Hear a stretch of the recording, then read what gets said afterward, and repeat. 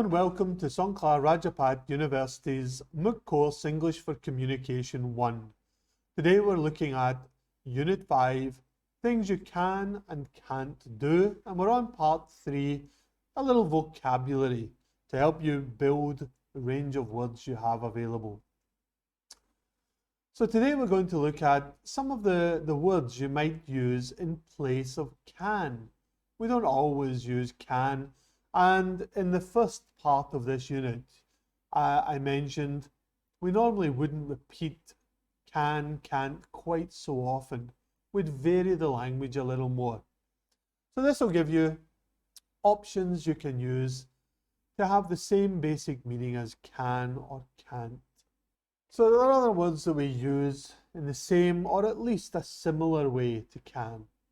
One of the most common examples of that, if we want to be a little more formal, a little more polite, we can use may or could. I mentioned could earlier as the past tense of the verb can, but could is also a modal verb in its own right. And it's a very polite form, or a politer way to say can I, could I.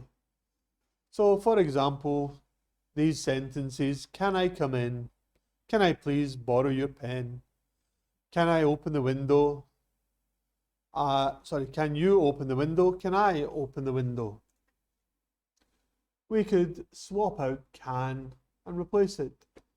May I come in? Could I please borrow your pen? Could you open the window? May I open the window? Sometimes we can swap may or could. Sometimes it's more likely we would use one or the other. I don't really want to spend a long time going through the reasons for that, as it becomes quite complicated and arguable. What I would recommend is, as you're learning and as you come across sentences in English, look for how people are using it and try and copy what you hear people say, so your English sounds fairly natural. But in general terms, may or could can be used to replace can, like that. What else can we use in place of can? You can see some examples here. With our I can, the positive or the affirmative, I can't, and the question, can I? So what kind of things could we use? Well, we talk about ability. I can swim. I'm able to swim. I'm not able to, or I'm unable to. Am I able to? So those all mean can I. For permission, I'm allowed to.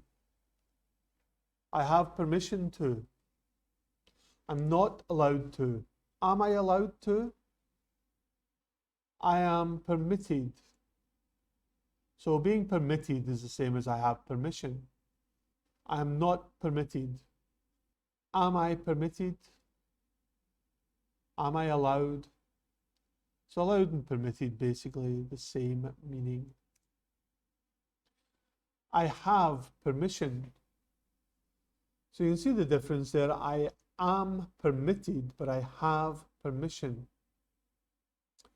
I don't have permission. Am I not permitted? So here we can't say in the question form, we would say, have I permission? Do I have permission? So my apologies, I didn't update the am I.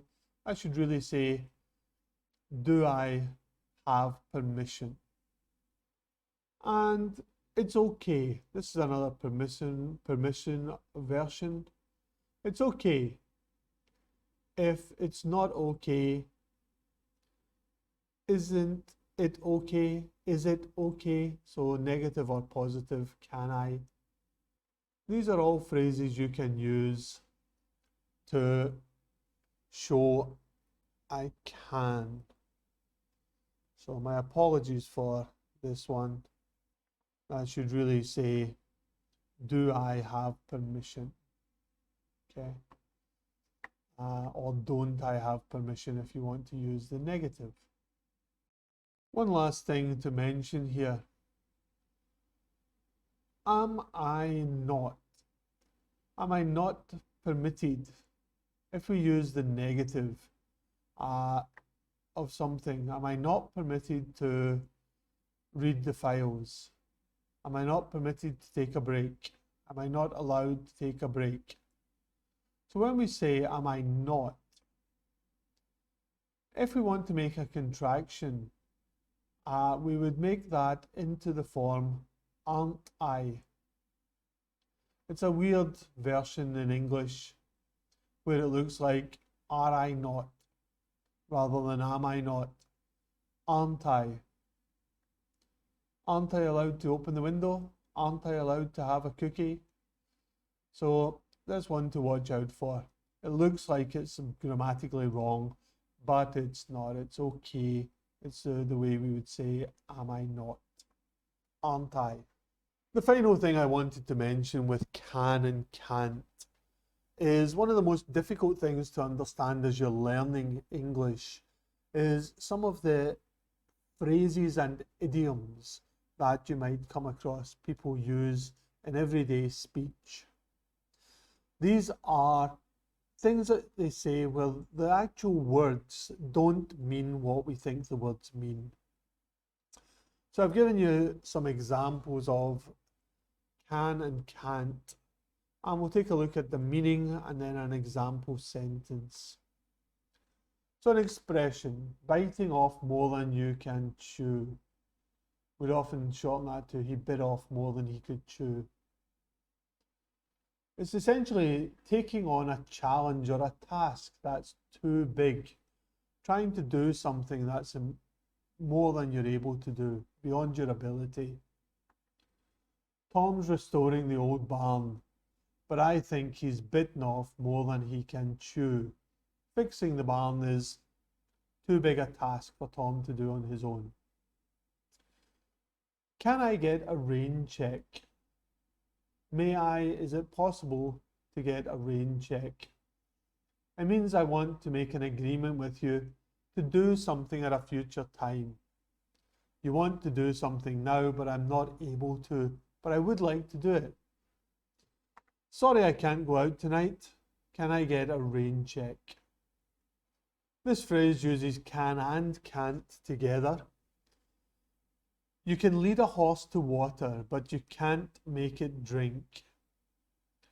This is used to show we can suggest or try to help people, show them how to do things. We can't actually make them do the right thing. We can only show the way, and it's up to them to help themselves. An example, he complains about his job but won't take any advice. I guess it's true, you can lead a horse to water. So someone not happy at work and his friends tell him, you should do these things to make it better. But he doesn't do anything, just complains. So you can suggest, try to help and show them, but you can't make them do it. You notice the contraction, the actual idiom is only half of the phrase. You can lead a horse to water, ... That shows that the idea is not finished. And we often do that with idioms. We only use part of the phrase because they're so well known. People understand what you mean by you can lead a horse to water. You don't need to finish the sentence. If you wanted to use others, you could say things like people in glass houses. And the full story would be people in glass houses should not throw stones. You don't need to say the whole thing. So you might find that as an example. And next one, can't get enough of. That's a phrase you might use when you want more and more of something. Something you're really enjoying, you like. I can't get enough of these chocolates. They're absolutely delicious. I can't get enough of Tim's company. He's so funny and friendly. So I can't get enough of is a way to say I really want more of something. Can't help is not being able to stop doing something. So we use this for phrases like, I can't help laughing every time I see that advertisement. So it means that I don't want to laugh, but I'm not able to stop myself. I can't help laughing.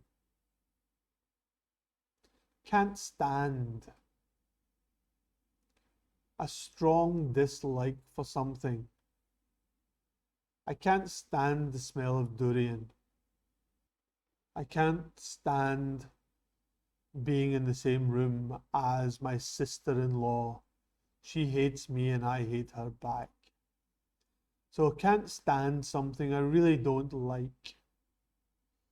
It doesn't mean I cannot stand up, which would be much more literal.